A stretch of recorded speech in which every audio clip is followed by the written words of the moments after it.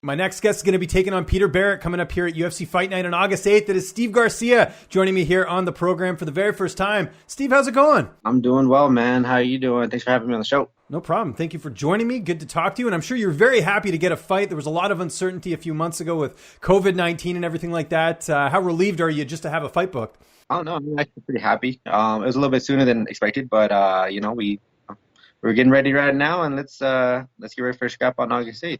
When were you looking to return? Because you mentioned this was a little bit sooner. Actually, I told my manager like September. I told him like September, and he said, "Well, I got this guy August," and I was like, "Well, let me see the guy." And I saw the guy. I was like, "Oh, for sure, this is a great matchup." I was like, "Let's do it."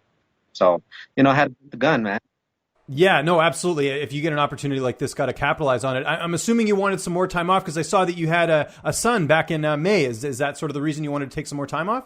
Yeah, man, that's pretty much what I wanted to kind of like gradually start kind of like getting back into fight camp. It was our gym was close, so like we were also doing some training here and stuff like that. But I wanted to make sure that like, I was gradually easing into camp instead of just like a complete like, all right, I gotta get into camp. Sorry, babe, love you, bye, that type of thing. So, she's doing a phenomenal job with our son and stuff, and she's trying to help out a lot more. And I do kind of feel bad, but, that's the reason why I kind of wanted to wait, just to kind of gradually go into camp. But, when opportunity knocks, sometimes you just got to, open the door and you just got to walk through it, So we're just, we're getting ready for this guy. And, I got the full support from my family. So I couldn't be happier. Is this your first child? This is my first like actual child. Like I have a daughter. She's technically my stepdaughter, but yes, this is my first like blood son, and it's a boy too. So I was super pumped about that too. I think most guys, they love having a daughter, but I love having a son. It's awesome. Yeah, I have my son's going to be 3 in September, so I can relate. I think that's so cool. Has that changed anything for you in terms of your, mental state or anything? I mean, obviously you have a younger one at home already, but does that change things for you in terms of, maybe your overall look at life and everything? Yeah, it definitely does. Like, especially, well, having a family in general kind of like really adds more to, I guess you want to say like the motivation portion of it, but I've never needed a ton more motivation. But having that son just allows you to kind of like just, do the little things. Like, man, I wouldn't miss a practice, if my life depended or if my son's life depended on it. You know what I mean? So I'm like, I'll go to every practice. I'll, never miss, a day of training, never miss, a meal prep or whatever the case is. I'd always make sure that I do what I need to do to support my family, take care of my son. And make sure that they're fed, they're well off, and I'm going to do the best I can to give them the best life possible. So what you mentioned it there when your management gave you the opponent and you're like, yeah, I'll take it. What about Peter? Did you feel like this was a good matchup for you? Well, because I feel like he likes to stand up. I mean, I don't really think that he's the best stand-up fighter, to be real, but I do think that he's tough. I'll always give him that. He's a tough dude. He's he's decently well-rounded, but I don't think he's going to shy away from a gunfight. I just don't. And those are my type of fights that, I thrive for. And I think honestly, the fans love those too. Every time that, you watch these UFC fight cards, not trying to hate on the grappling aspects or anything like that, because I do respect that. But a lot of people just enjoy more of the stand-up game and just kind of seeing the striking battles that are happening. And of course, the up, down, the mixed martial arts aspect of it. But, who doesn't like seeing people get punched in the face? That's exciting. He hasn't fought in a while. He actually last fought on Contender Series, which is, almost a year ago. And he's heading into this one off a layoff. Do you believe in cage rust? Do you think that will play a role in this fight? Yeah.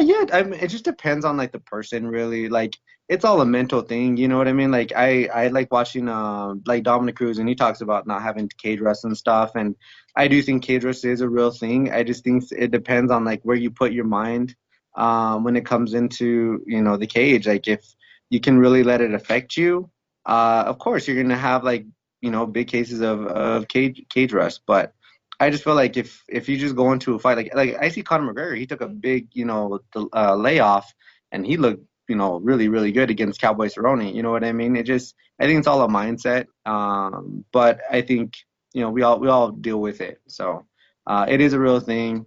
It It's just how you handle it, how you go about it. Sometimes, cage rush can last the whole fight. Sometimes it can last a couple minutes, or it can just last a round. Like, all right, you got out of system. Let's, get to round two, whatever the case is. But yeah, I mean, I think it just depends on the person's mindset. And then the other thing in this fight is that Barrett's actually going to be dropping back down to featherweight. That's where he likes fighting, but he hasn't fought at featherweight since November of 2017. Are you worried about him missing weight at all? I mean, I guess if he does, you'd make a little bit more of a paycheck, but were you even aware of that he hasn't fought at featherweight that long? I wasn't aware of that. I mean, I guess that makes sense just because like his last fight was such a long time ago, prior to the Contender Series fight. Which is kind of strange for me because the Contender Series you kind of have to be on the radar. So I mean, I don't know. It does, at the end of the day, it doesn't. It's not my call. Who gets the fights, who doesn't get the fights. Hopefully he makes weight. If he doesn't, then I'll get a piece of the pie. I mean, if he really can't make weight, then bro, let's go to 55. I don't care. Like, let me be able to eat a little bit more, whatever. It doesn't matter. It does not matter to me. I just want to fight him, August 8th, and we'll settle, see who the best man will be. That's really what it comes down to. Like, I'm here to get wins. I'm stringing up wins here in the UFC. Like, I have one fight, and it's kind of hard to really say it's my UFC pro debut or UFC debut, but it was like a 5-day notice type of thing. You know what I mean? I feel like this is like my true UFC debut. That's how I feel, at least. No, I'd agree with that. How is your weight cut going ahead of this fight? I mean, we have a bit of time, obviously, but how's everything going? It's going decently. I don't it's kind of hard to gauge just because we do have a few more weeks to go, and I just got the call last week. So I was training about 2 or 3 weeks prior, actually probably a little bit more prior to the fight. So like as far as fight shape goes, like everything feels pretty good. I just want to make sure that I'm staying on it. I got my meal prep company, El Chino. They're just like really helping me out as far as making sure that like all my meals are prepared the way that they need to be. And I can see the weight coming off, so that just always just makes me happy every time I step on the scale and you see that scale going down and down and down. So it's never the fun part of what we do, but it's definitely just part of it. So let's go make weight. That's always the first battle, and the second battle is always winning a fight, right? And you trained at a really great camp at Jackson Wink. I saw, photo of you and Patchy Mix and Aaron Pico. I mean, those are two of the best in the world right there. Who have you been working with so far, and who do you plan to work with for the rest of the camp? Oh, those are my guys right there. So like those are like my daily training partners. So like Patchy, when he's in the gym, like we're always going. Pico's another guy that we're always going with. I was actually, before I got my call, I was actually helping Holly out with Irene her Aldana. fight for Aldana, and yeah, so like I was just kind of like mimicking her style a little bit for her. So I was I train with everybody that has like the upcoming fights, and then I just like I have my guys that I train with every day. I have another buddy, Andrew Tennyson, who's another southpaw that's helping me out. He's fought for LFA a couple times. Who else is there? I got a couple southpaws that are here. Patchy's one of them. You know what I mean? So I got the look that I need. I don't think they're actually way more I want to say higher level than the guy that I'm about to face. But it is what it is, and I'm gonna be overly prepared for this guy. There's nothing this guy that's gonna come to this fight with that I won't know or see or not expect. Who's going to be in your corner for this fight? It'll be Wink, Greg, and my dad. Nice. So my dad's my strength and conditioning coach. Yeah, so you got some of the best coaches in the world, man, right there telling you what to do and how to do it. Not that I absolutely need them there, but it's the best thing to have. Like when you have the best guys in your corner and they're just telling you, reassuring you what you need to do, how to do it. And they pretty much let me go out there and do what I need to do. And they've been great ever since I've had both of them in the corner with me. Like it's literally been like a joy. It's cool. I go back to my corner and they both take their turns. They know their parts, and it's pretty neat to watch. So it's a good experience. How do you see the fight playing out on August 8th? Honestly, he's gonna get finished. I don't know. I don't know. I like to think that it's gonna be a TKO finish more or less. A lot of my fights end up going that way just because they can't handle kind of the pressure that I put on. There's a lot of things that this guy's kind of like talking bad about me, saying that like I don't have a jab, that I gas out every round, and all this nonsense. Which I don't know if he's watching the right fights or what, but it doesn't really matter. I just know that he's gonna get finished. So like he can't stop the inevitable. Like it's gonna happen. It just whether it's round one, round two, round three, it just like I'm gonna find it.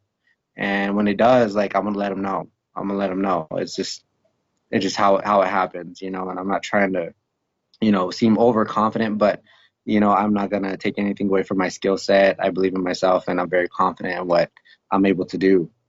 So I think he's excited about the bout. I am excited about the bout, and it's gonna be a great fight for the fans. And I do believe it's gonna end in a striking war, and someone's getting knocked out, and it ain't gonna be me. So I'm trying to walk away with a 50G bonus. If not, on to the next one. It's okay.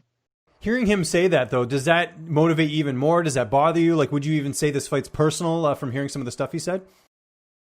It's not like super personal, but like some of that stuff, I'm like, it's not like something you really wish to hear. But it's like, hey man, I like seeing where he's at. You know what I mean? Mentally, I see where he's at, and he thinks he has it in the bag, and that's great. That's great. I mean, I've heard.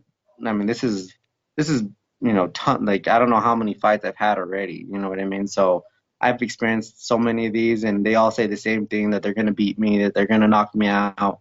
And honestly, it doesn't happen. So, I'm gonna go on there, just do what I do best, and just go out there and just piece them apart until, there's nothing left, and then just finish it, and it'll be a wrap.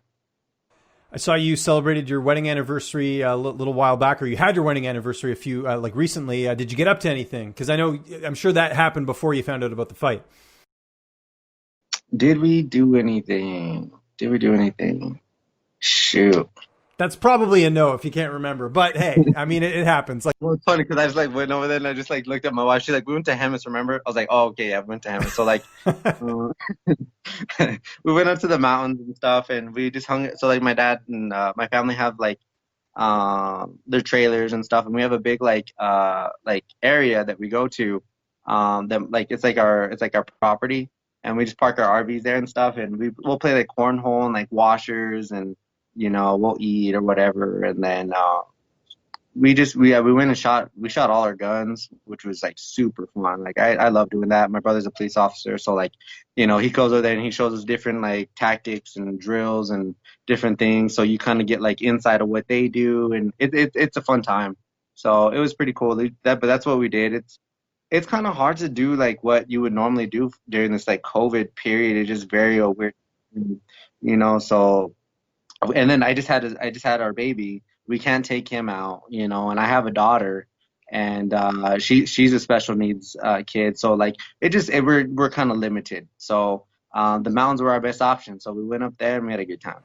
what type of RV do you have, and do you do like a lot of camping and stuff, or I guess you just go up to the property like you were kind of saying there? Because I just went camping last weekend. I live up in Canada, and we got some great weather right now. It's awesome for camping. Yeah, well, we go to Hemis Mountains. My dad has like a what is it, like a 30-footer? He has like a 30-footer trailer, and then like I have a really big family, so like there's like 6 or 7 RVs there, just kind of parked, and we all go down there from time to time. And then we have my uncle Val has like a cabin right there on site, and then he has another one just like right up the road. So that's kind of like our little like Garcia area, you know what I mean? It's pretty neat. It's cool. We have four-wheelers, and we have our ATVs and or the UTVs, and we'll go up there, we'll fish, we'll go shoot guns. We that's normally we have like our get-togethers, our reunions, and especially if we want to get away from the city. It's such a fun time. Like I'm really family oriented, so like it's cool to like surround myself with the people that I care about, and I know that care about me. And yeah, man, it's such a good time out there. I love camping, being out there. And then that's like I actually have like a mountain that I run, and it has 3 legs. It's like a 3, a 5, and a 7, and it's all incline, and it's brutal, but it's prepared me for every fight since I was 18. So That's our spot. Well, we're looking forward to the next one. It's coming up here August 8th. It is UFC Fight Night. Steve, it was great getting a chance to talk to you, man. Just remind people where they can find you on social media. And if you got any sponsors or thank yous or shout outs, anything like that, man, the floor is yours. Absolutely. No, yeah, you can hit me up on Instagram and on Facebook, but my Instagram is MeanMachine505, and you can find me on Facebook, just Steve Garcia. You'll see my picture, and you'll know it's me. Yeah, and then I have tons of sponsors. I got El Chino, which is my meal prep company. My management company, Iridium, is always, great, and they just really, really work with me really good.